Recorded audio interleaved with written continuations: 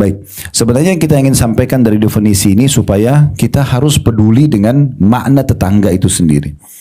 Nah, lebih dalam nanti supaya Bapak Ibu atau terutama Ibu-ibu, karena itu saya hadir Ibu-ibu, kita melihat bagaimana kedudukan Islam melihat tetangga itu. Ya, supaya nanti jangan sampai luput dari kita meraih pahala dari mereka atau sebaliknya kita bisa dapat dosa kalau kita bengkalikan mereka. Baik, kita lihat di sini hadis pertama di halaman 35 di buku kita ya. Diangkat oleh penulis dari Aisyah radhiyallahu anha, ia mengatakan Rasulullah sallallahu alaihi wasallam bersabda, silaturrahmi atau silaturrahimi wa husnul khuluqi wa husnul jiwari ya'muranid diyar wa yazidani fil a'mar. Ini hadis yang sangat agung ya. Ada footnote di situ di bawah.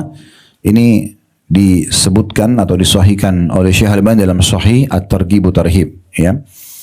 Terjemahannya di halaman 36-nya ya, silaturahim ya melanjutkan hubungan kekerabatan. Saya pernah jelaskan Bu ya, kalau masih ingat saya ingatkan kembali, rahim itu berarti orang yang punya kekerabatan. Ya, sebaiknya kalau sesama muslim jangan bilang saya silaturahim ya.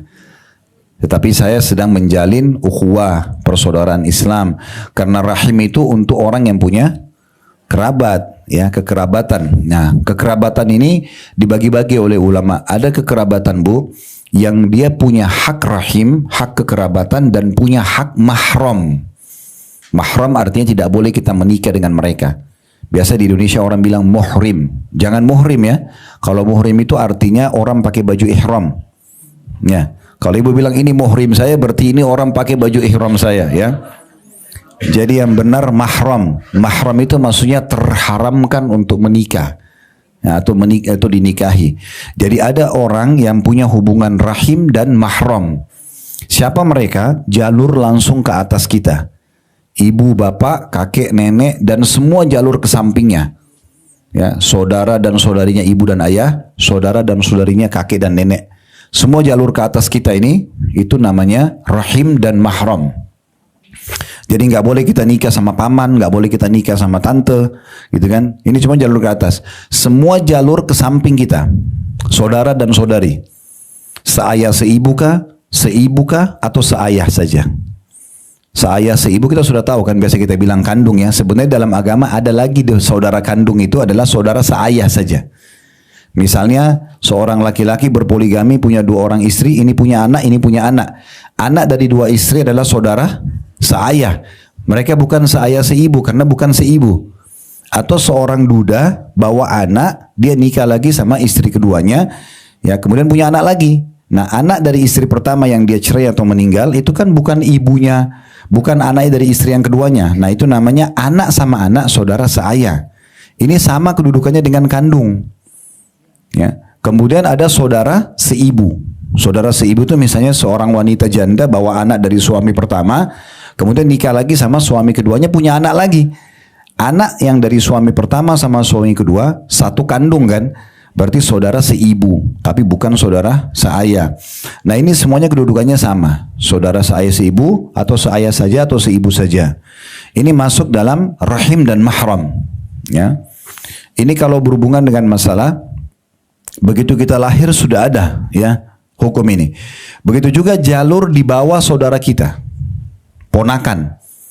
Semua jalur samping kita, saudara dan saudara kita, anak mereka, ponakan kita, itu juga rahim dan mahram.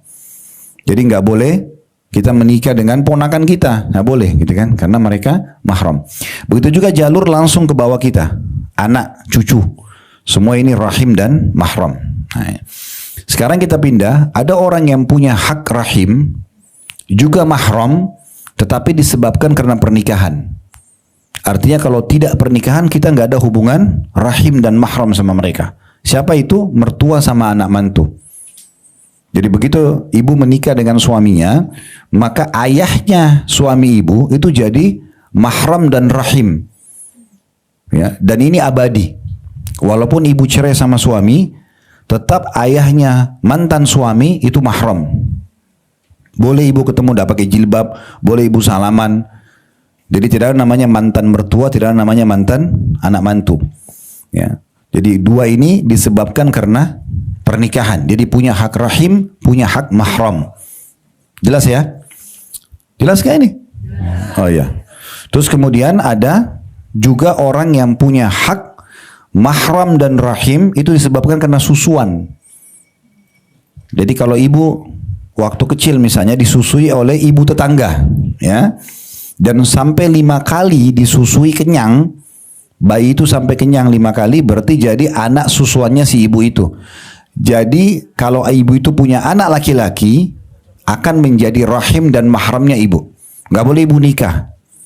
Walaupun itu bukan kerabat sama kita, tetapi karena ibu sudah disusuin sampai 5 kali kenyang, maka berarti jadi mahramnya atau menjadi anak susuan ibu tersebut. Maka anaknya ibu itu yang laki-laki berarti menjadi mahramnya ibu, namanya saudara susuan, dan tidak boleh menikah ini ya. Makanya hati-hati bagi ibu-ibu yang misalnya Allah karunia ASI misalnya, itu kan banyak ada donor ASI ya. Biasanya ditampung di klinik ini harus jelas. Ibu harus tulis namanya ibu siapa, nomor teleponnya.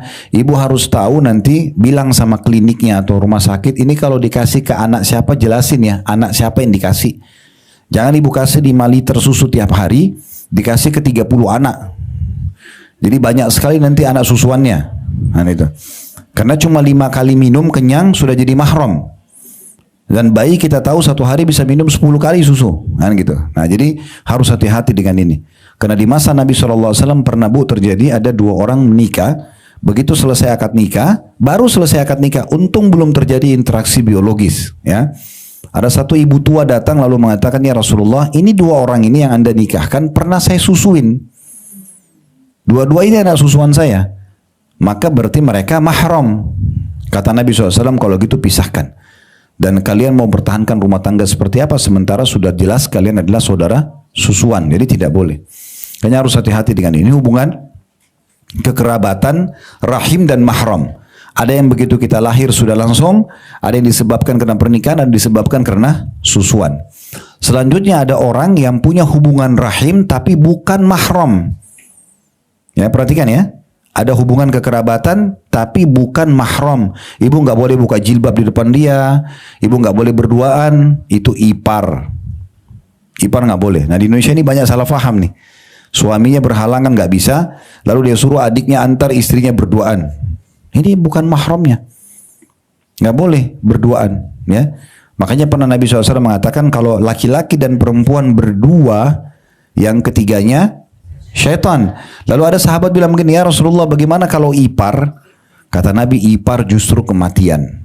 Ipar justru kematian. Karena kalau terjadi perselingkuhan, maka misal naudzubillah ya, ini satu orang muslimah, dia biarkan adik perempuannya selalu sama suaminya. Contoh, lalu terjadi perselingkuhan. Kira-kira bagaimana ngobatinnya? Ini suami, ini adik. Kan jadi masalah. Makanya kata Nabi SAW, ipar itu justru kematian. Kalau orang lain kita tinggal selesai.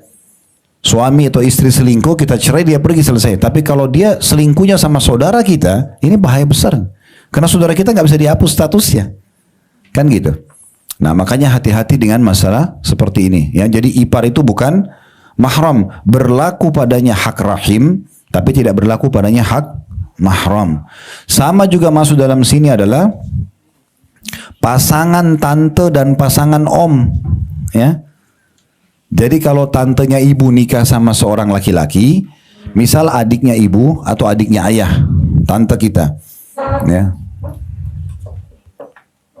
Nah, kalau tante ini menikah sama seorang laki-laki dan ibu ponakan si tante ini, ibu bukan mahramnya suaminya, tantenya ibu. Karena kita di Indonesia semuanya kan dipanggil om kan, semuanya dipanggil om. Padahal sebenarnya itu mereka harus dijelaskan dulu omnya siapa ini. Karena kalau om tadi saya bilang dari saudara ayah dan saudara ibu itu mahram, ya. Tetapi kalau pasangan tante atau pasangan om ini berarti bukan mahram. Karena kalau cerai sama paman kita atau cerai sama tante kita, kita bisa nikah sama dia. Ya. Jadi mereka hanya punya hubungan rahim tapi bukan mahram, ya. Ini banyak disalahpahami juga di kita soalnya. Begitu suami tante, yaudah salaman aja. Saya kan ponakannya. Bukan, Anda ponakan istrinya, bukan ponakan suami dia. Gitu kan? Ada satu juga tadi saya lupa, ada juga poin yang terjadi karena pernikahan. Contoh yang lain itu adalah pasangan atau mantan pasangan orang tua. Ya. Jadi kalau ibunya ibu pernah nikah dengan seorang laki-laki, ya, misalnya ibu masih kecil nih, ibu masih gadis dulu, terus kemudian ibunya ibu misal menjanda, kemudian nikah sama seorang laki-laki, itu kan jadi suaminya ibu kan, bukan ayah kita. Nah ini juga jadi mahram abadi nih. Walaupun cerai sama ibu kita, tidak boleh nikah sama kita. Ya. Kecuali satu keadaan, kalau seorang laki-laki nikah sama janda, kemudian belum sempat terjadi interaksi biologis, ya biasa orang di malam pertama biologis, dia tidak biologis nih, dia tidak biologis, kemudian bercerai, maka di sini si laki-laki ini karena belum pernah interaksi badan sama si janda, maka berarti anak si janda bukan mahramnya, berarti dia bisa nikah sama anaknya si janda itu kan gitu, secara hukum kita bicara ya, ini supaya jelas hukumnya. Tapi kalau sudah terjadi interaksi biologis sekali saja, berarti anak si janda itu mahram abadi. Abadi. Walaupun dia cerai, si laki-laki ini cerai sama si janda ini, anaknya janda tetap mahramnya dia. Ya. Jadi pasangan orang tua atau mantan pasangan orang tua ini mahram abadi. Jadi nggak boleh misalnya, contoh ini ya, ada seorang duda punya anak bujang 25 tahun. Anggap duda ini 50 tahun misalnya. Dia punya anak dari istri pertama 25 tahun. Istrinya meninggal, dia nikah lagi sama perempuan umurnya 20 tahun. Bisa terjadi kan? Misalnya duda 50 tahun, dia punya anak 25 tahun, terus dia nikah sekarang sama istri kedua umurnya 20 tahun. Sekarang istrinya si duda ini lebih muda nggak dari anak dia? Nah lebih muda. Tapi tetap saja itu akan menjadi mahram abadinya si anak duda ini. Walaupun si anak ini lebih tua dari ibunya, dia harus panggil ibu. Gitu. Baik dalam status masih istrinya ayahnya atau sudah cerai. Jadi nggak boleh. Nah ini perlu difahami Bapak Ibu sekalian, karena kalau kita juga singgung masalah bab zina, zina yang paling berat itu adalah berzina dengan mahram. Itu zina paling berat, seperti ibu sama anak, tante sama ponakan, om sama ponakan, saudara sama saudari. Ini zina yang paling berat. Hukum zina itu, kalau bujang sama gadis berzina, dicambuk 100 kali, diasingkan 1 tahun. Kalau sudah menikah, dirajam, dilempar batu sampai mati kan gitu. Tapi kalau dia berzina dengan mahramnya, walaupun belum menikah, hukumnya dirajam langsung. Ya, karena kalau ayah sama anak berzina, hamil, ini kan anaknya jadi siapa statusnya ayahnya? Kan gitu. Contoh misalnya. Atau seorang ibu nikah zina sama anaknya misalnya, karena ibu itu mungkin menikah muda, ini contoh saja. Kemudian dia hamil dari anaknya sendiri, kan gitu. Atau saudari hamil dari saudaranya sendiri dan seterusnya. Nah ini sangat berat di dalam bab zina, ya, karena bab zina paling berat adalah berzina dengan mahram, baru kemudian berzina dengan istri mujahid, baru kemudian berzina dengan istri tetangga, ya, baru berzina secara umum. Nah itu yang paling ringan, berzina secara umum, tapi ini tetap dosa besar. Baik, kita kembali ke hadis tadi. Jadi kata Nabi SAW, silatul rahim, jadi melanjutkan hubungan kekerabatan. Tadi sudah kita jelaskan siapa saja rahim. Kemudian akhlak yang baik, karakter yang baik, ya, ramah, santun, dermawan, jujur, ya, semua itu akhlak yang baik. Kemudian yang ketiga, dan bertetangga dengan baik. Nah ini jadi saksi bahasan kita ini. Bertetangga dengan baik, ketiga hal ini, silaturahim, kemudian akhlak yang baik, kemudian bertetangga yang baik, dapat memakmurkan negeri. Ya. Maksudnya akan jadi aman, karena kita baik sama semua orang. Di sini dalam kurung menambah rezeki, dan juga menambah umur. Jadi kalau tiga hal ini kita jaga, dipastikan dalam hadis Nabi SAW akan mendatangkan rezeki dan juga akan menambah umur. Di sini bukan berarti umur ibu kalau sudah dicatat di Lauhil Mahfuz 70 tahun, ibu bertambah jadi 72.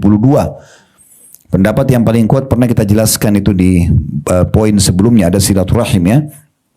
Itu adalah ditambah keberkahannya. Jadi kalau ibu misalnya umurnya 70 tahun, si A umur 70 tahun, si B umur 70 tahun. Tapi si A ini suka sekali silaturahim. Si B tidak suka silaturahim. Maka kita temukan si A di umur 70 tahun banyak sekali amal-amal soleh yang dia kerjakan.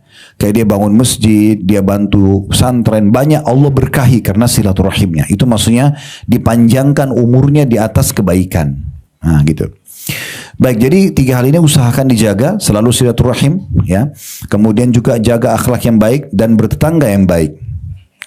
Ya. Termasuk tetangga yang baik adalah, nanti akan banyak poin-poin dijelaskan, selain berbagi makanan, selain ramah, ya, selain menjaga amanah dia, ya, rahasia dia, juga tidak menyakiti mereka. Ya, tidak menyakiti mereka. Maka ini pasti akan menambah rezeki dan juga menambah umur. Baik, selanjutnya penulis mengangkat dalil yang kedua, sabda Nabi SAW, "Ma zala Jibril yusini bil jari hatta dhanantu annahu sayuwarrithuhu." Ketahuilah, kata Nabi SAW dalam hadis Bukhari, Muslim, Imam Ahmad juga, Ashabus Sunan, ada footnote nomor 10 di bawah ya, maksudnya Sunan Abu Dawud, Tirmidzi, Ibnu Majah dan Nasai, tiga-tiganya juga meriwayatkan hadis ini. Kata Nabi SAW, Jibril alaihissalam, malaikat Jibril terus saja atau senantiasa berpesan kepadaku tentang tetangga. Buat baiklah pada tetangga, hai Muhammad, sampaikan kepada umatmu supaya buat baik sama tetangga, ya. Sampai kata Nabi, atau hingga aku mengira bahwa ia akan bisa mewarisi. Jadi saking seringnya Jibril setiap ketemu Nabi, hai Muhammad, ingat tetanggamu berbuat baik ya, jangan jahatin mereka, jangan sakiti mereka, sampaikan pada umatmu. Sampai Nabi bilang, karena seringnya Jibril ulangi, sampai saya kira tetangga bisa jadi ahli waris. Padahal kan sudah tidak mungkin ya, ahli waris kecuali punya hubungan kekerabatan. Tapi saking seringnya diingatkan dan saking pentingnya seorang muslim peduli dengan tetangga, sampai-sampai Nabi kira akan mewarisi sesuatu karena memang sering diingatkan oleh Jibril alaihi salatu wassalam. Selanjutnya hadis riwayat Tirmidzi dan Ahmad. Ini menunjukkan tolok ukur orang itu baik atau tidak, ya, di sisi Allah Subhanahu wa taala justru yang baik dengan tetangganya, ya. Jadi kalau kita mau tahu tentang seseorang, kita bisa tanya pasangan hidupnya dulu, karena itu tetangga bantal, ya. Suami istri biasa kita bahasakan tetangga bantal, ini orang paling dekat. Kalau mau tahu ini ibu baik atau ini bapak baik, tanya pasangan hidupnya. Kalau pasangan hidupnya puji dia, oh Masya Allah orangnya baik, berarti sudah baik, karena ini orang yang paling kenal dengan dia. Baru kemudian tetangga rumahnya, ini jadi tolok ukur. Kalau tetangga rumah mengatakan, oh pada saat, jadi gini, untuk tahu kita baik atau tidak Bu, gampang. Ibu bayangkan kalau ibu meninggal sekarang, kira-kira menurut orang di sekitar ibu baik nggak? Kalau misalnya ibu meninggal lalu suaminya bilang, oh kesian dia baik-baik sama saya dan segala macam, nah berarti ibu baik. Atau tetangganya bilang, oh si ibu fulana itu baik banget, suka bagi makanan, suka gini, nah, berarti ibu baik. Tapi kalau mereka bilang, suami ibu bilang, alhamdulillah dia mati, misal, kan gitu. Karena selama hidup bawel banget nih apa segala macam. Atau tetangganya bilang, wah syukur dia sudah meninggal, selalu gosipin orang, nah berarti buruk. Kan gitu. Selama kita masih hidup kita bisa tahu kita ini orang baik atau tidak sebenarnya. Tinggal yang nilai bukan kita, yang nilai adalah orang di sekitar kita, termasuk tetangga. Nah lihat di sini hadisnya masih di halaman 36. Ini penyampaian wahyu. Nabi SAW sampaikan, khairul ashabi indallahi ta'ala khairuhum li sahibihi wa khairul jirani indallahi ta'ala khairuhum li jarihi. Sebaik-baik sahabat di sisi Allah adalah yang terbaik kepada sahabatnya, yang terbaik pada suaminya, pada istrinya, pada teman dekatnya. Nah ditanya mereka, kalau mereka baik hanya karena ada duit, ada jabatan, lalu pada saat sudah hilang kemudian mereka juga hilang, berarti ini tidak baik, kan gitu. Dan sebaik-baik tetangga di sisi Allah adalah yang terbaik kepada tetangganya. Artinya ibu berbuat baik saja sama tetangga itu sudah cukup untuk membuat kita dapat penilaian baik, dan itu ibadah Bu ya. Senyum aja, ramah saja, tegur sapa, assalamualaikum misalnya, gitu kan. Bahkan kalau ibu-ibu dan bapak sudah tahu sekalian, alhamdulillah. Kalau belum tahu, ada sebuah kaidah dasar dari para ulama. Ibu dan bapak, ya maaf saya sering sebutkan ibu karena mayoritas kita ibu-ibu di sini hadir. Kalau ibu mau tawarin satu produk, misalnya mau jual rumah, mau jual mobil, mau jual motor, dalam hukum agama kita yang paling pantas ditawarkan tetangga dulu. Makanya kaidahnya adalah al-jaru ahaqqu bisaqabati jari. Tetangga lebih pantas terhadap penawaran tetangganya. Jadi jangan jual rumah kecuali sudah tawaran ke tetangga. Kalau dia sudah tidak mau baru ke orang lain. Nah begitu memang hukum agama kita. Mau jual apa saja, selalu tetangga. Mau ngomong apa saja, misalnya mau amanahkan rumah, kita lagi mau pergi titip sama tetangga, memang begitu, ya. Dalam Islam, maka memang hubungan kekerabatan ini sangat baik. Makanya kita sangat mendukung program pemerintah, ada RT kan, rukun tetangga ya. Nah itu sangat bagus itu, karena supaya tetangga-tetangga pada saling baik. Nah Pak RT akan datang memperbaiki hubungan antara tetangga yang ribut satu sama yang lain misalnya. Nah itu sangat bagus, itu bagian daripada agama kita. Jadi pembentukan RT itu luar biasa tuh. Ya, sebenarnya sangat bagus sesuai dengan agama Islam. Baik, selanjutnya hadis yang diangkat oleh beliau, dalil yang keempat, hadis yang berbunyi sabda Nabi SAW, itu di footnote nomor 11 ya, hadis riwayat Muslim, Ibnu Majah dan Ahmad. Man kana yu'minu billahi wal yawmil akhir falyuhsin ila jarihi. Barang siapa yang mengaku beriman kepada Allah dan hari akhir, maksudnya dia yakin Tuhannya Allah dan Allah akan membalasnya, serta dia mengejar surga di akhirat dan supaya selamat dari neraka, kuncinya dia muliakan tetangganya. Bahasa mulia ibu sudah harus paham ya. Ini bukan hanya sekedar hormat. Memuliakan itu berarti mendahulukan, ya, ya kemudian memberi dan apalah semua makna mulia. Orang mulia itu kan pasti sangat menghormati, sangat menghargai, nah seperti itu. Jadi kalau kita memuliakan tetangga, maka secara otomatis itu tolok ukur keimanan kita. Berarti kita memang yakin dengan Allah yang memerintahkan itu, dan berikut juga kita akan mendapatkan surga nanti di akhirat. Kalau ada yang bertanya begini, bagaimana Ustaz kalau tetangga saya buruk? Jangan balas keburukan dengan keburukan. Nggak boleh Bu. Ya. Jangan orang gosipin kita, kita balas dengan gosipin. Dia dosa, kita dosa. Gak ada yang didapat. Berarti dia dihukum sama Allah, kita juga dihukum. Ada saatnya orang baik sama kita, dan ini biasanya mayoritasnya orang begitu. Tapi ada saatnya, dan ini sangat minoritas, sangat sedikit, ada orang yang jahat sama kita. Coba ibu bayangkan, renungi selama umurnya hidup selama ini, pasti lebih banyak orang yang baik daripada orang buruk kan? Pasti lebih lama waktu kita sehat daripada kita sakit kan? Pasti lebih lama kita kenyang daripada kita lapar kan? Sekarang ibu lapar, ibu makan satu piring, kita bisa kenyang 5-6 jam ke depan, kan gitu. Begitu juga kita selama hidup, paling setahun sekali kita sakit. Misal flu, demam, kadang-kadang ada orang 2 tahun gak sakit. Jadi memang lebih lama. Nah begitu juga orang-orang baik sama kita. Lebih banyak orang baik daripada orang buruk. Nah orang yang buruk ini datang seperti ujian, sebagai ujian buat kita. Karena pahala bisa didapatkan dari kebaikan, bisa didapatkan dari ujian. Ya. Jadi ujian itu datang untuk kita bersabar. Nah ada 2 sayap kehidupan yang ibu harus tahu. Sayap yang pertama, syukur kalau ada nikmat. Sayap yang kedua, tidak boleh tidak seimbang ya. Sabar kalau ujian datang. Jangan ibu cuma mau enaknya saja, tidak mau diuji, nggak bisa. Dalam kehidupan kita nggak bisa. Pasti ada ujian, ada nikmat, ada ujian. Tapi Allah Subhanahu Wa Taala berikan ujian kita sedikit sekali. Cuma sebagai ujian saja. Makanya dari semua tetangga kita, mungkin ada 1-2 orang yang mengganggu, nggak apa-apa. Itu ujiannya. Tapi yang lain kan baik. Yang lain baik. Cara menghadapi orang-orang seperti ini, tetap saja kita bersikap baik. Tidak usah terpengaruh dengan keburukan dia. Karena kalau misalnya ada orang gosipin ibu nih, ibu nggak tanggapin. Dia cerita ibu nggak lakukan tapi dia gosipin. Ibu biasa saja, ibu jalan seperti biasa nggak. Orang akan tahu sendiri, orang akan nilai kok. Itu cara yang paling efektif. Kontrol lisan kita Bu. Karena kadang-kadang kita benar, bisa dengan penyalahgunaan lisan kita jadi salah. Ya nih. Sekarang kalau ada 2 orang nih, 1 orang salah, 1 orang benar. Kita nggak tahu siapa yang benar, siapa salah. Tapi rupanya yang benar ini di jalan raya lagi marah-marahin orang yang salah. Ibu kebetulan lewat. Yang ibu nilai buruk siapa?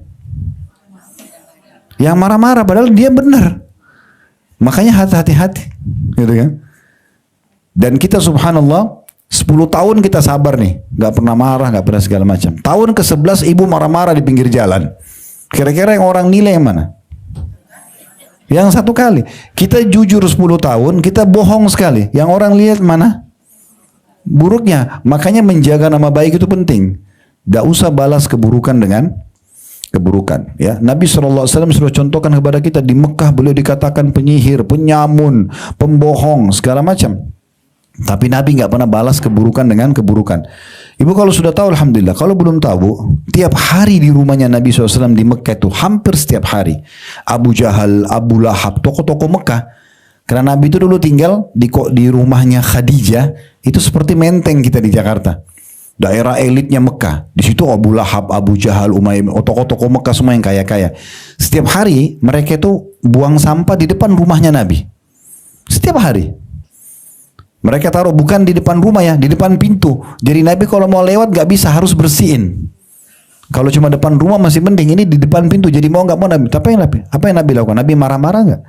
Nabi cuma ngambil sampah itu, tiap hari depan mereka lihat. Nabi bersihin, Nabi cuma mengatakan, beginikah kalian bermuamalah dengan tetangga? Lalu Nabi buang di sampah. Lama-lama mereka jenuh sendiri. Capek juga mereka tiap hari bawa sampah buang di situ.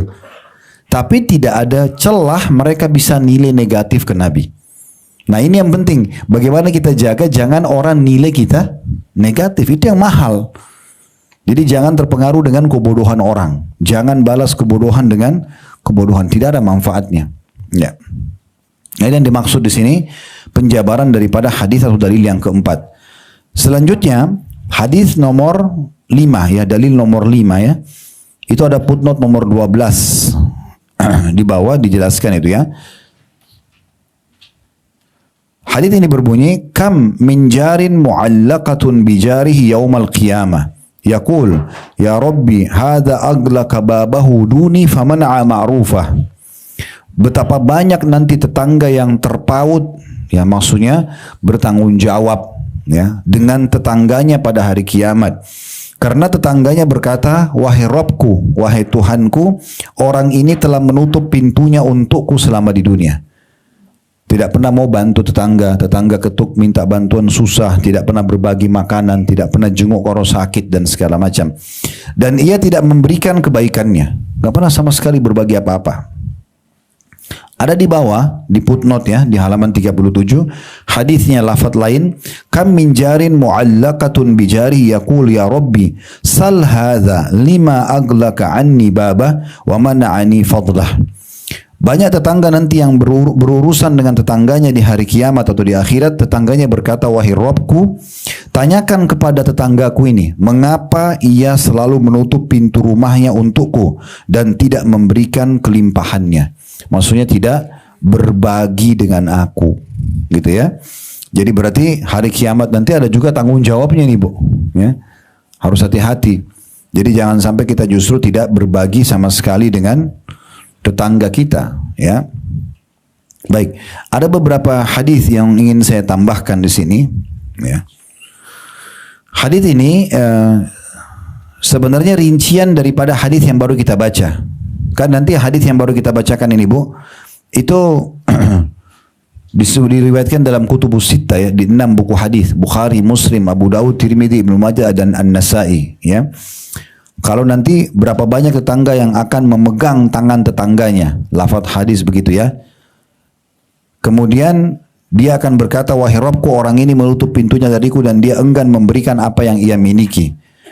Maka Ibnu Umar menjelaskan sebuah riwayat yang unik. Beliau mengatakan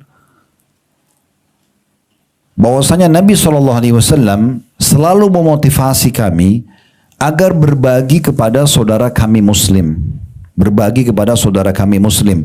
Sampai-sampai kami mengira tidak ada lagi Muslim yang lebih berhak terhadap dirham dan dinarnya daripada saudaranya Muslim yang lain. Maksudnya, dari Nabi SAW selalu memotivasi sahabat, jangan tahan uang kalian, jangan tahan makanan kalian, pakaian kalian, bagi.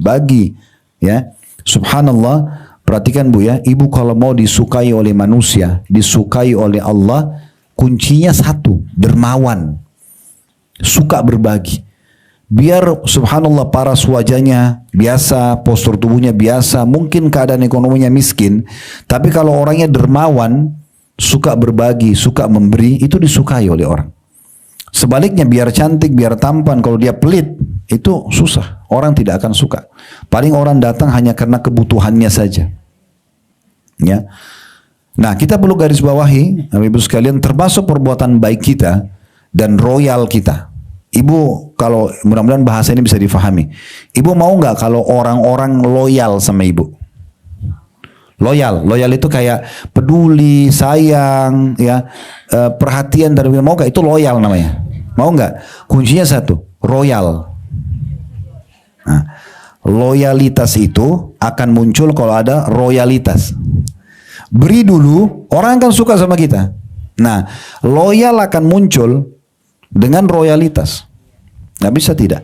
Terus ibu mungkin tanya, bagaimana kalau saya sebagai seorang istri, hidup saya dari suami, royal sama dia di sisi pelayanannya, gitu kan? Misalnya dia kasih uang nafkah, ibu kasih makanan yang enak, ibu bukan ibu nabung, ibu royal di situ, tidak apa-apa, itu malah bagus. Begitu juga suami, siapa istri yang tidak suka suaminya yang royal sama dia, suka kasih, suka beri, kan gitu. Begitu juga teman dengan teman, tidak mungkin langgeng rumah tangga, tidak mungkin langgeng persahabatan, tidak mungkin dicintai seorang pemimpin oleh masyarakatnya kecuali ada royalitas, baru muncul loyalitasnya. Nah gitu. Makanya Nabi SAW mengatakan dalam hadis yang mulia, ya, laisal mu'minu, ya, ini hadis tidak di buku kita, ini hadis sahih ya, laisal mu'minu alladhi yashba'u wa jaruhu ja'i'. Bukan seorang mukmin yang sejati di mana dia kenyang sementara tetangganya dalam keadaan lapar. Ini hadis sahih ya dari Nabi SAW. Dan hadis ini disebutkan dalam As-Sahihah, silsilah hadis sahih oleh Syekh Albani di nomor 149.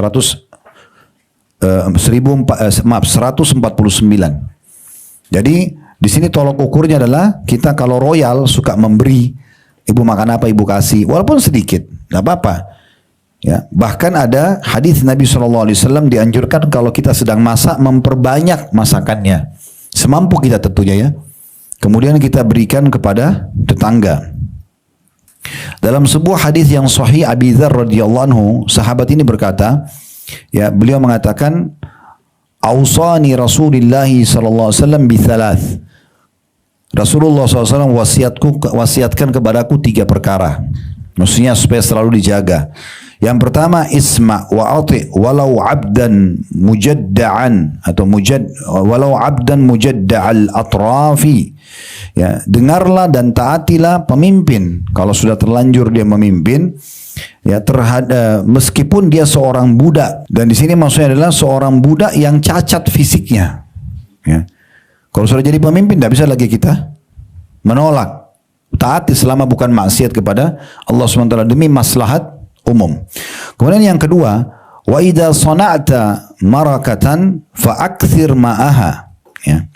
Thumandur ahla baitin min jiranik fa'asibhum minha bima'ruf. Dan kalau kau masak, perbanyak masakanmu itu. Ya. Lihatlah tetanggamu yang memiliki hubungan kekerabatan denganmu. Dahulukan mereka, baru tetangga yang lainnya. Lalu berikanlah makanan itu kepada mereka dengan cara yang baik. Jangan bekas-bekas. Ya, ibu kalau mau maksimal pahalanya, ibu lagi masak, bahkan sebelum kita makan, kita bagi kepada orang lain. Keluarkan dulu. Jangan sudah diacak-acak, makan kemudian kita kasih orang. Alasannya daripada rusak. Ya. Nanti pahalanya juga daripada itu. Nggak maksimal, tapi kasih orang dengan maksimal, itu yang sangat baik. Kemudian ini saya saksi bahasan kita ya, jadi memberikan yang terbaik kepada tetangga. Wasiat yang ketiga, wasallis salata li waqtiha fa in wajadta al-imama qad shalla faqad ahrazta salatuka wa illa fahiya nafilah. Dan dirikanlah solat pada waktunya, jadi begitu azan langsung solat. Jika engkau menjumpai imam telah melaksanakan solat, maka engkau telah menjaga solatmu. Misalnya azan, ibu ke masjid, atau pas azan ibu ingin solat berjamaah.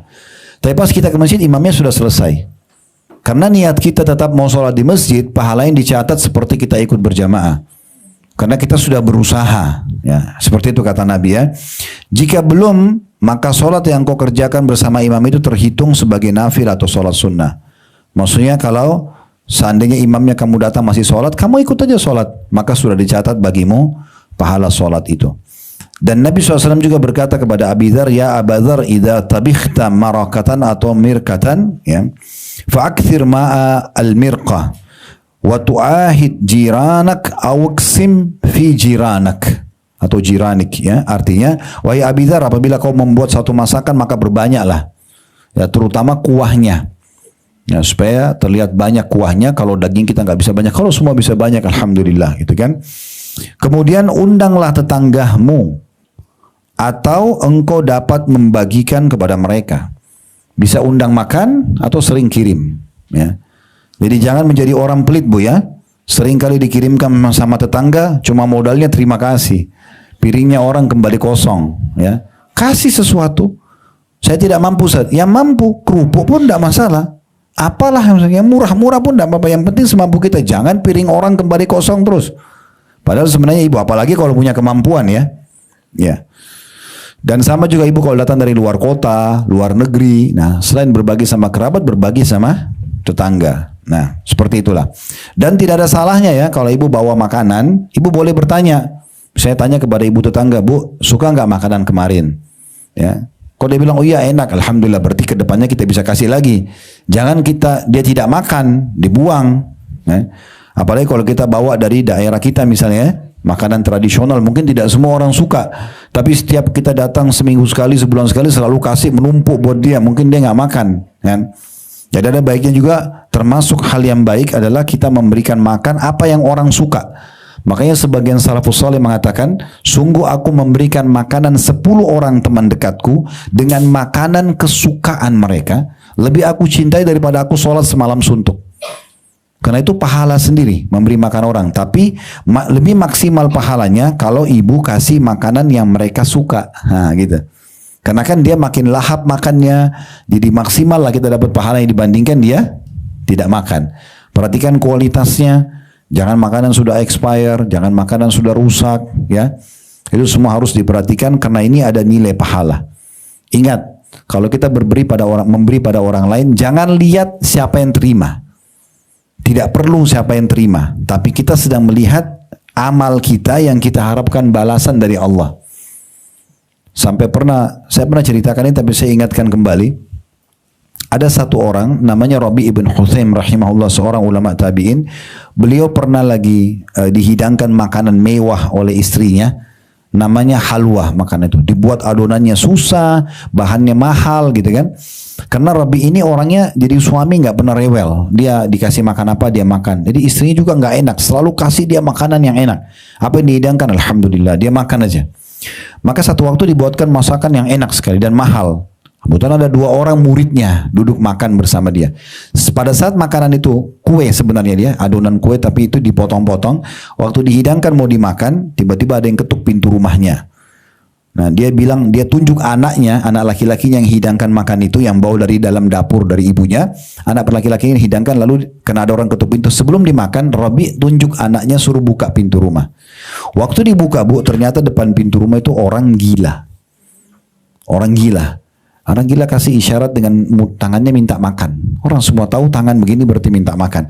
Maka Robi tunjuk anaknya, suruh ambil makanan ini. Makanan yang mahal dan mewah ini disuruh bawa, kasih orang gila itu. Orang gila loh ini. Suruh kasih. Nah anaknya bawa piring itu dengan harapan pas tiba di orang gila itu nanti dia mau kasih 1 potong saja. Tapi orang gila ini subhanallah, biar gila tahu juga kalau makanan enak gitu. Jadi dia begitu lihat makanan enak, diambil semua sama piringnya, dimakan semuanya. Dalam riwayat ini, saking lahapnya dia makan, maaf ini bahasanya begitu, air liurnya netes-netes di piring itu. Sampai habis. Begitu habis, piringnya dibuang, pergi nggak terima kasih. Kan orang gila. Nah, anaknya Rabi ibn Huthaim ini karena dia kaget, orang gila, dia mau tegur juga gimana? Diambil piring sama dia kembali ke ayahnya. Lalu dia bilang, ayah, semoga Allah merahmati anda. Maksudnya, tadi itu kan yang minta orang gila. Dia, ini bahasa anaknya dia ya. Dia tidak tahu nilainya makanan yang kita kasih. Kalau tadi anda suruh saya ambil di dapur makanan apa saja, ya gandum, roti, apalah pasti dia makan. Karena kan dia orang gila, tidak tahu makanan itu. Dan orang lapar makan apa saja. Apalagi orang minta-minta. Apa dikasih pasti dia mau. Kenapa anda suruh kasih halwa ini yang ibu saya buat ini? Maksudnya buatnya susah, ibu saya buat khusus buat anda gitu kan, biayanya mahal. Gimana memahami ini? Maka Rabi ibn Huthaim memberikan nasihat yang baik buat anaknya. Dia mengatakan, wahai anakku, kan anaknya bilang dia tidak tahu nilainya makanan itu kan. karena dia orang gila. Kata Rabi Ibn Huthaim rahimahullah, dengan keimanan dan ilmunya, wahai anakku, kalau dia tidak tahu nilainya makanan itu, Allah tahu nilainya. Tidak penting siapa yang terima, yang penting antara saya sama Allah. Ibu kasih duit ke orang miskin, dia pergi nggak terima kasih, nggak apa-apa, nggak usah tunggu terima kasihnya dia, karena bukan itu target kita kan. Tapi kita pahala di sisi Allah. Kalau orang ikhlas dia nggak butuh pujian. Biar orang pergi, orang nggak terima kasih nggak apa-apa, nggak masalah.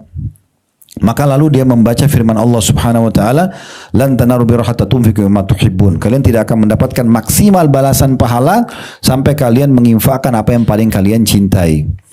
Ya, jadi kalau kita mengeluarkan yang terbaik di jalan Allah tanpa harus melihat siapa yang menerima lagi, maka itu akan besar sekali pahalanya, karena target kita adalah balasan dari Allah Subhanahu wa taala. Kalau ada orang, teman-teman sekalian, dia menjadi tetangga yang baik atau dia dikaruniai tetangga yang baik, ini sumber kebahagiaan. Nabi SAW mengatakan dalam sebuah hadis yang disebutkan oleh Albani dalam Sahih At-Targhib Tarhib, bunyinya, kata Nabi SAW, min sa'adatil mar'il muslim, termasuk sumber kebahagiaan seorang muslim, ya, ada 4. Sumber kebahagiaan ada 4. Disebutkan yang pertama adalah al-mar'atus salihah, istri yang salihah. Ini sumber kebahagiaan yang pertama. Ya, tentu bagi ibu-ibu juga adalah suami yang saleh, karena kalau mereka saleh dan salihah, mengenal Tuhannya, pasti hak kita berarti akan dikasih. Ya. Kemudian yang kedua, wal maskanul wasi', rumah yang luas. Kita kalau punya rumah yang luas, leluasa kita tinggal di sana, anak, cucu, segala macam datang, itu kan kebahagiaan sendiri. Maka itu kebahagiaan. Berarti di sini boleh seorang muslim memiliki rumah yang luas, nggak ada larangan, selama hak kita. Dan itu tidak mubazir. Kemudian yang ketiga, ya, disebutkan wal jarus salih, tetangga yang baik. Nah, jadi kalau kita jadi tetangga baik atau kita dapat tetangga baik, ini kebahagiaan ini. Selalu santun, selalu ramah, selalu baik, gitu kan. Dan yang keempat, yang terakhir, wal markabul hani. Ya, markabul hani maksudnya, ya, tunggangan atau kendaraan yang layak. Jadi boleh ibu pakai mobil mewah, boleh. Nggak ada larangan dalam Islam. Selama memang itu uang sendiri. Yang penting jangan mubazir. Nggak usah punya 10 mobil misalnya, untuk apa? Koleksi Ustaz, nggak usah, koleksi masjid aja. Nggak usah koleksi mobil. Pakai 1, anak-anak mungkin 1, mungkin suami ibu pakai 1, 3. Udah yang 7-nya jadikan masjid aja.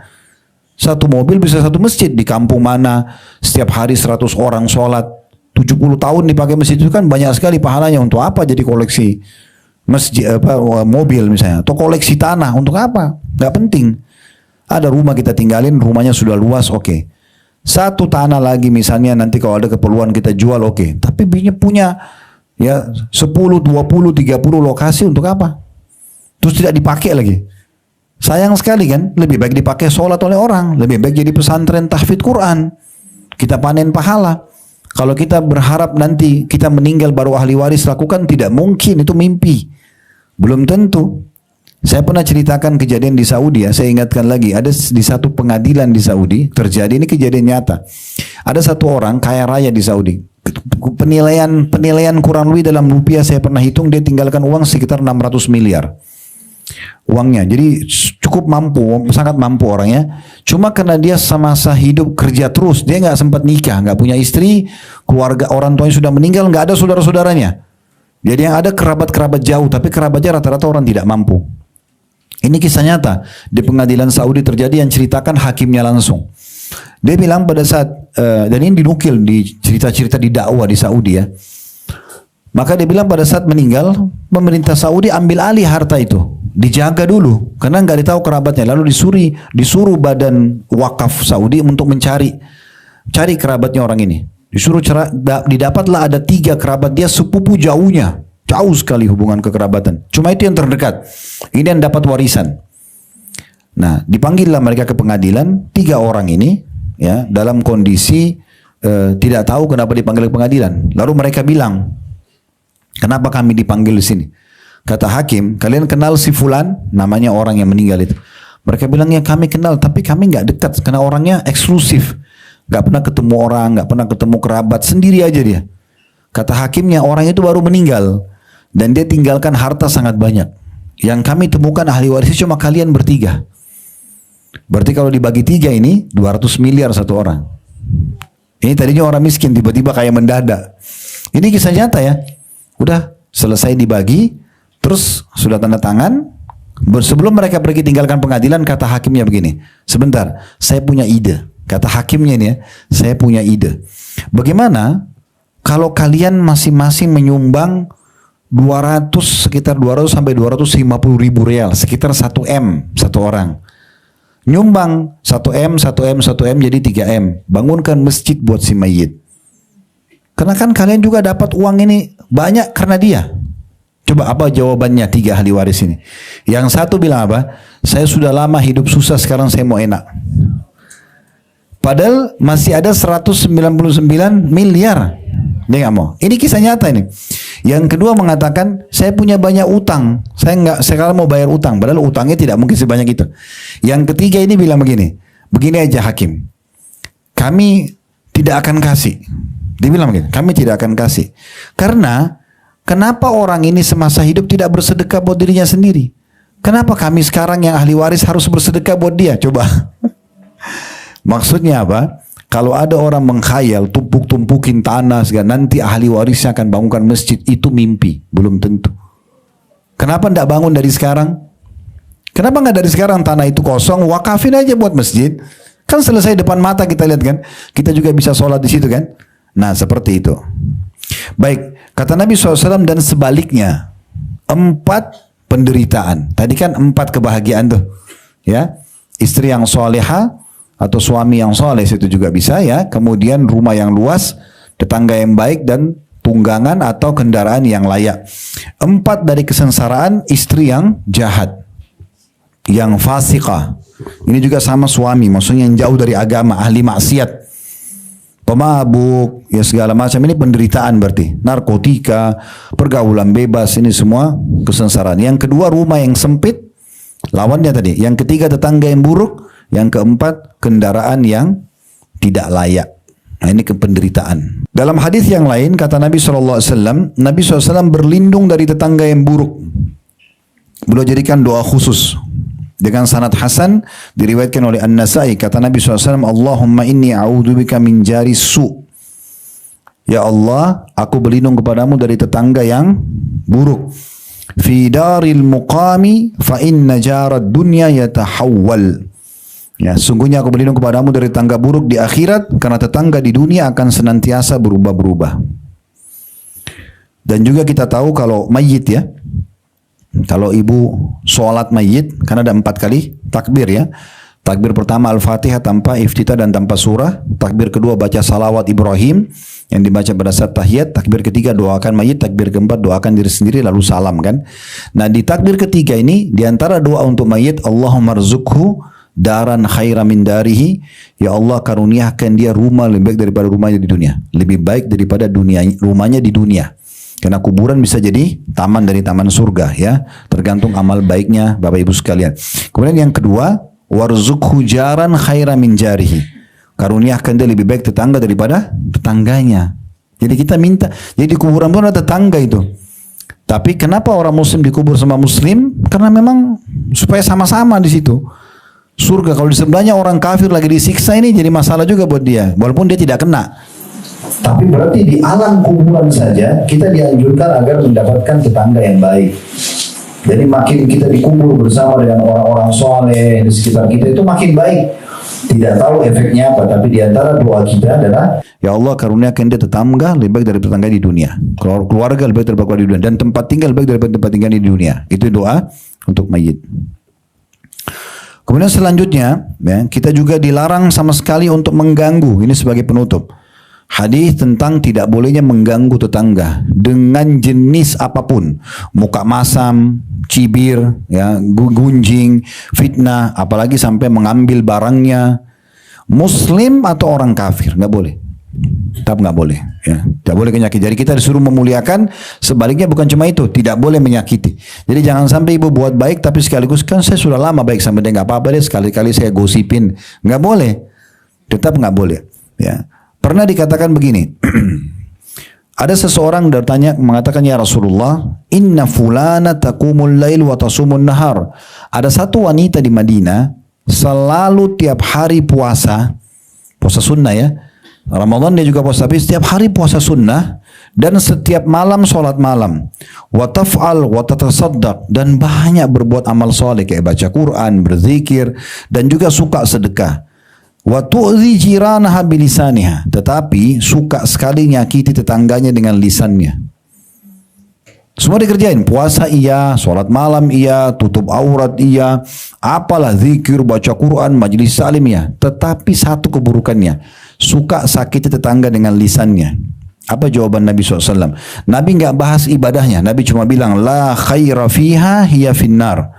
Ketahuilah dengan dia buruk sama tetangganya, menyakiti itu, tidak ada kebaikan yang bisa dinilai darinya, tidak ada kebaikan yang bisa dinilai darinya, dan dia termasuk penghuni neraka. Masuk neraka karena berbuat dengan, padahal sholat, padahal zikir, padahal segala macam. Ini sabda Nabi SAW. Kemudian sahabat itu berkata lagi, wa fulana tusalli maktubah. Ya Rasulullah, ada satu juga wanita di Madinah, sholatnya cuma 5 waktu, gak sholat sunnah. Subuh, duhur, asar, maghrib, isya, tidak pernah duha, tidak pernah sholat malam, sholat wajib saja 5 waktu. Wa tasdiku bi aswari wa la tu'zi ahadan. Dan dia cuma bersedekah dengan gandum sedikit. Karena orangnya miskin. Dia makan gandum, sebagainya disedekahkan sama dia. Cuma dia tidak pernah sakiti siapapun. Kata Nabi SAW, hiya min ahlil jannah. Ketahuilah dia termasuk penghuni surga. Ya. Jadi tolok ukurnya orang ahli surga atau neraka ini baru hubungannya sama tetangga. Jadi tadi saya bilang di awal pembukaan kita, kalau kita berbuat baik sama tetangga maka akan sangat baik. Sebagai penutup juga hadis itu tadi hadis sahih ya, disebutkan oleh Albani dalam silsilah hadis sahih nomor 190, dan hadis yang terakhir tambahannya kata Nabi SAW, la yadkhul jannata man la ya'mana jaruhu biwa'iqah. Seseorang tidak akan masuk surga ya selama dia selalu mengganggu tetangganya. Jadi tidak akan masuk surga orang yang suka ganggu tetangganya. Ini hadis diriwayatkan oleh Imam Muslim. Allahu a'lam. Begitu saya dari saya, semoga bermanfaat. Subhanakallahumma bihamdika asyhadu an la ilaha illa anta astaghfiruka wa atubu ilaik. Wassalamualaikum warahmatullahi wabarakatuh.